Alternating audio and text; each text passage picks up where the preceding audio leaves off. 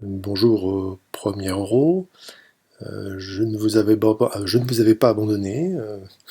Nous reprenons le cours des opérations. Les exposés sont arrivés non sans mal jusqu'au dernier.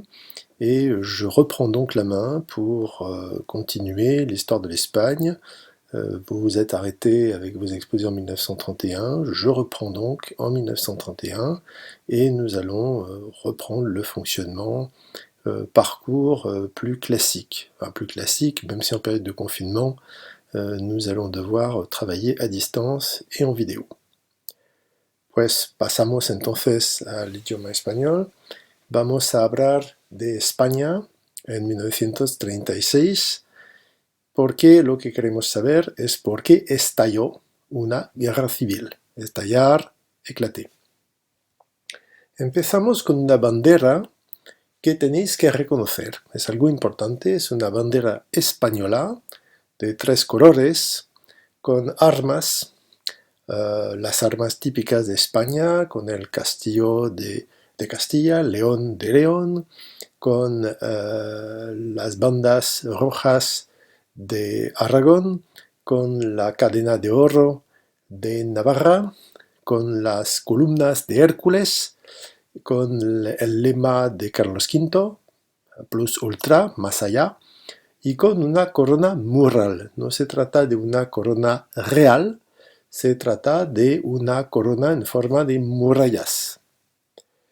Estos colores son, por supuesto, el rojo, el amarillo, colores de la bandera española hoy en día, y tenemos un tercer color, tenemos el color morado, mauve. Y estos 3 colores son importantes porque la bandera que vemos aquí es la bandera republicana. Es la bandera española republicana. La bandera monárquica es esta, la bicolor, con aquí las armas de la época de Alfonso XIII y son los colores que conocemos hoy en día, bueno, con armas un poco diferentes. Empezamos también con un poema de Antonio Machado, Españolito. Y hay un español que quiere vivir y a vivir empieza, entre una España que muere y otra España que bosteza. Esto es bostezar. Españolito que vienes al mundo, te guarde Dios. Una de las 2 Españas ha de helarte el corazón. Helar es esto. Este poema plantea el problema. Estamos, en efecto, entre 2 Españas. 2 Españas muy diferentes, 2 Españas enemigas, 2 Españas que pueden ser muy peligrosas para el joven español que nace. Una de las 2 Españas podría volverse enemiga de este joven español. Este poema evoca lo que pasó en España, este conflicto que sufre España. En efecto, del 18 de julio de 1936 hasta el 1 de abril de 1939, el país sufre 3 años de una cruenta guerra civil que opone a los republicanos, fieles al gobierno legal, a los nacionales que pretenden hacer un pronunciamiento, más o menos un golpe de Estado, imponer un orden que piensan amenazado. La pregunta es esta: ¿cómo en un país que vivió muchos de estos golpes de Estado en más de un siglo, una operación tan clásica como un golpe de Estado, como un pronunciamiento, desencadenó una contienda, un conflicto, una contienda larga y feroz? Entonces, ¿por qué este golpe de Estado, este pronunciamiento, provocó algo tan grave? lo que antes no había pasado. Responderemos presentando las divisiones que afectan al país antes de evocar los sucesos, los acontecimientos que provocan directamente el conflicto. Vamos entonces a estudiar las causas, los orígenes de la Guerra Civil Española. Y empezamos por las causas más profundas, las causas más antiguas, las causas quizás menos visibles.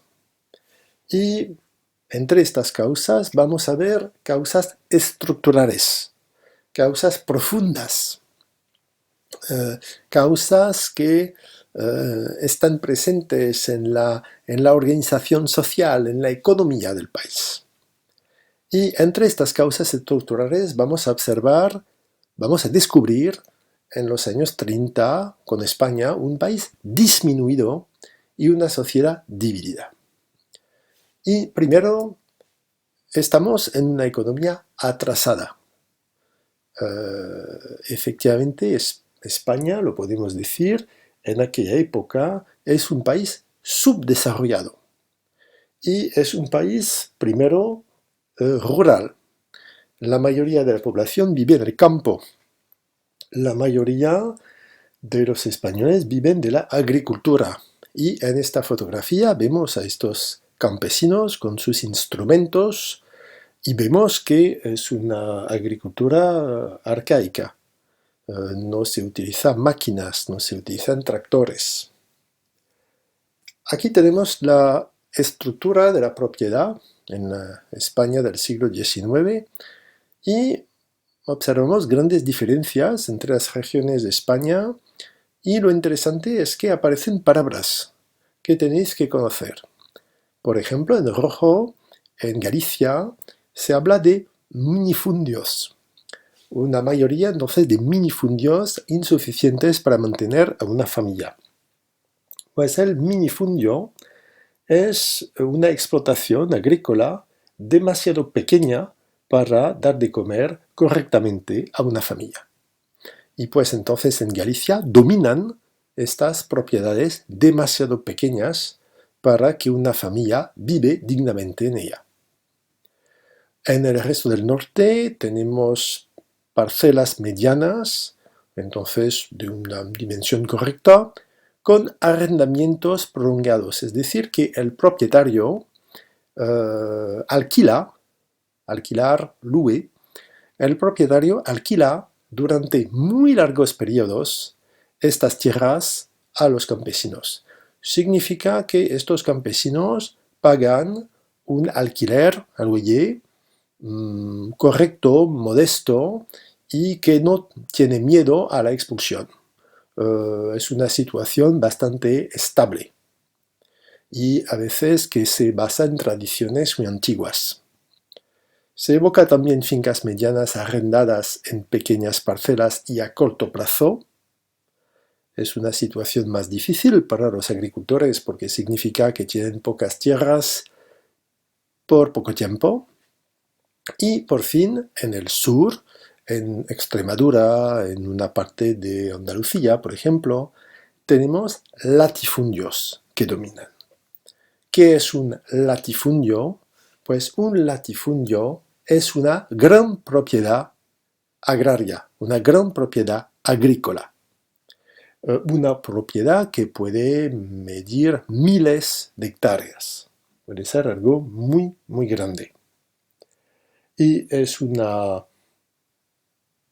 tierra poseída por una familia muy rica y que explotan en general obreros agrícolas que se emplean una parte del año.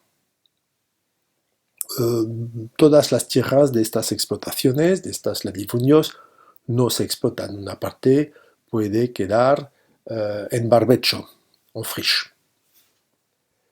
Para resumir la situación del país, podemos hacer este esquema. Aquí tenemos la estructura de la propiedad de la tierra en España. Tenemos entonces el latifundio, grandes propiedades, que domina en la España del Sur, y en este tipo de explotación pues no se mecaniza la agricultura porque se basa en los bajos jornales, significa que esta explotación funciona con obreros agrícolas muy mal pagados. Por eso no es interesante mecanizar cuando se puede utilizar una mano de obra muy barata. Hay también minifundios que dominan en la España del Norte, sobre todo Galicia, y aquí pues no se mecaniza por la pequeña dimensión de la explotación, por lo poco dinero que gana la familia y que entonces no puede comprar un tractor, por ejemplo.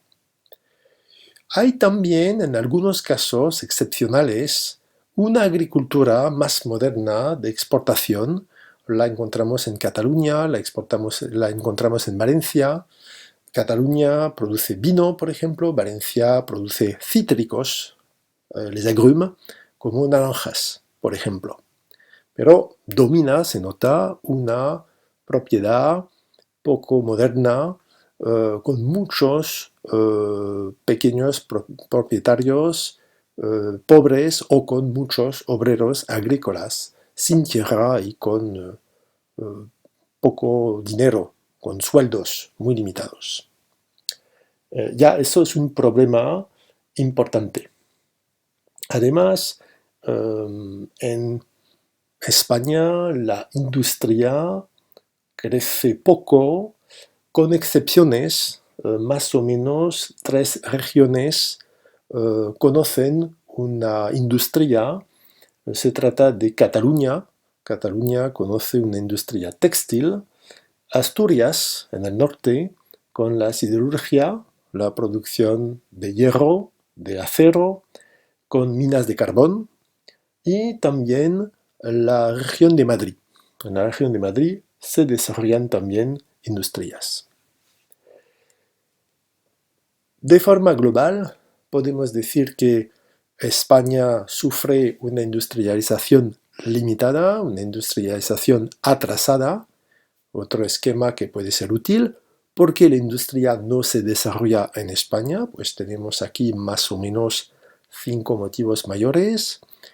Tenemos costes elevados de transporte, porque las carreteras españolas son malas y porque España es un país lejos, está en la extremidad oeste de Europa. Por eso el transporte de mercancías, de materias primas, cuesta dinero, cuesta mucho. Hay también otro motivo, la miseria campesina.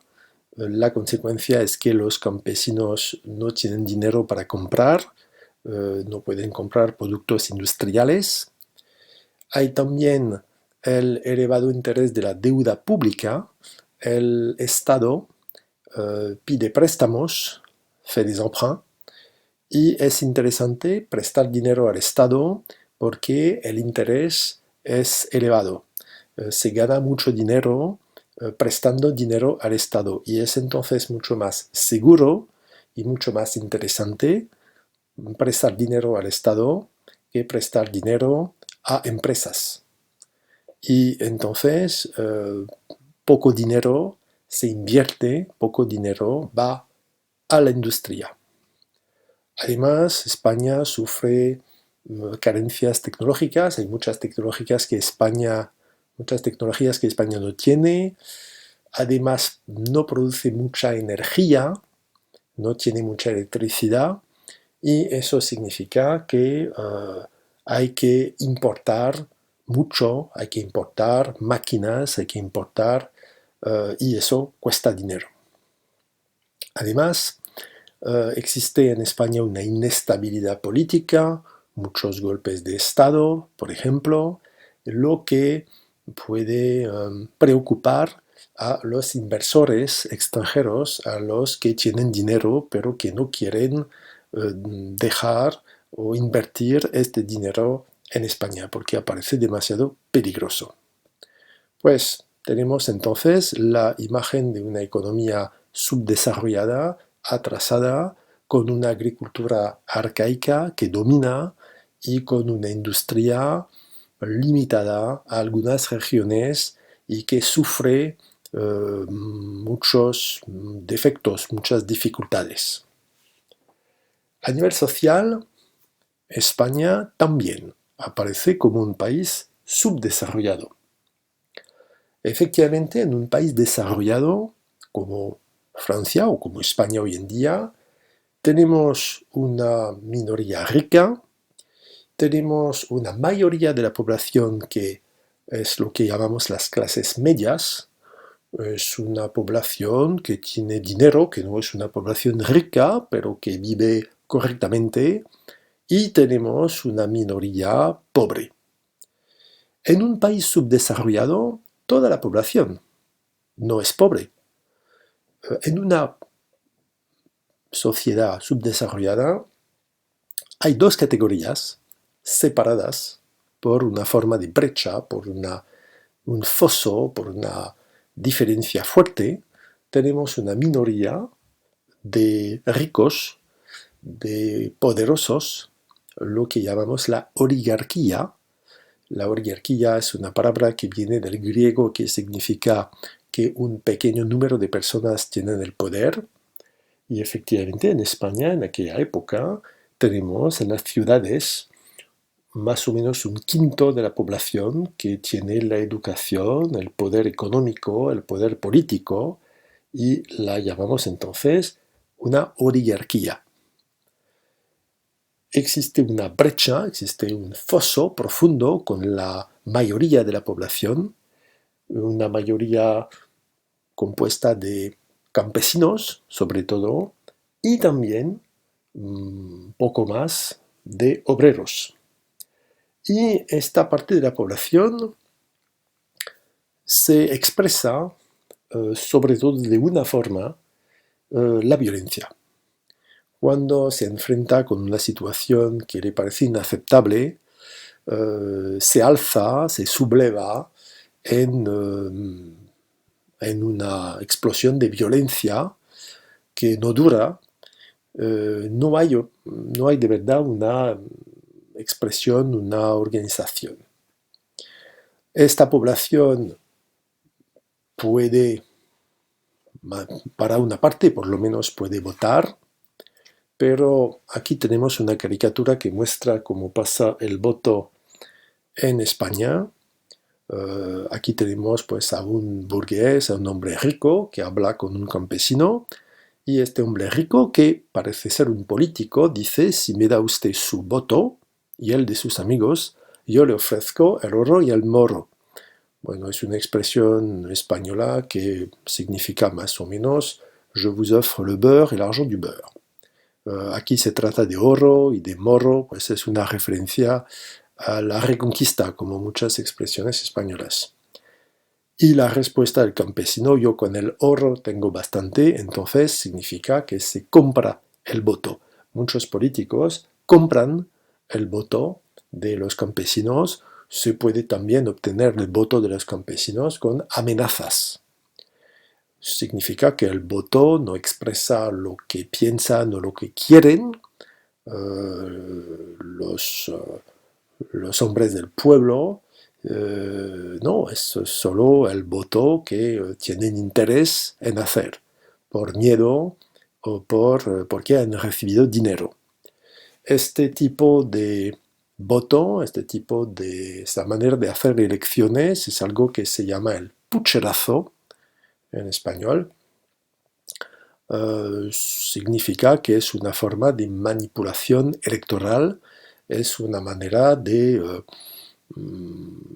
producir de forma ilegal el resultado esperado en las elecciones. Entonces son elecciones falsificadas, los resultados son falsos y no reflejan lo que la gente piensa. Por eso lo que pasa es que buena parte de esta población campesina y obrera, cuando quiere protestar, lo hace con violencia. Lo hace con violencia y se observa, aquí por ejemplo en 1931 tenemos una serie de destrucciones de conventos, de monasterios, y se nota que en ciudades del sur se destruyen monasterios. ¿Por qué? Pues porque lo que pasó es que la masa campesina y obrera de España ha dejado de obedecer a la Iglesia católica, porque la Iglesia católica parece sobre todo apoyar, defender a los más ricos, a los terratenientes, pues los que poseen la tierra, y esta población poco a poco se interesa por ideas revolucionarias, socialistas, pero sobre todo anarquistas en España. Los anarquistas efectivamente tienen mucho éxito en España con ideas de igualdad y también sobre todo la idea de destrucción de una sociedad injusta. Y por eso cuando se producen manifestaciones populares a menudo se acompañan de destrucciones de monasterios y se acompaña de iglesias quemadas por la población. Pues entonces se nota una situación de tensión social importante y esto es el contexto antiguo profundo, una economía subdesarrollada, una sociedad dividida. Y en este contexto profundo vamos a ver en el video que viene las causas más próximas que son una crisis económica y política. Aquí nos acercamos poco a poco a 1936, llegamos a 1931. Pero se acabó la misa por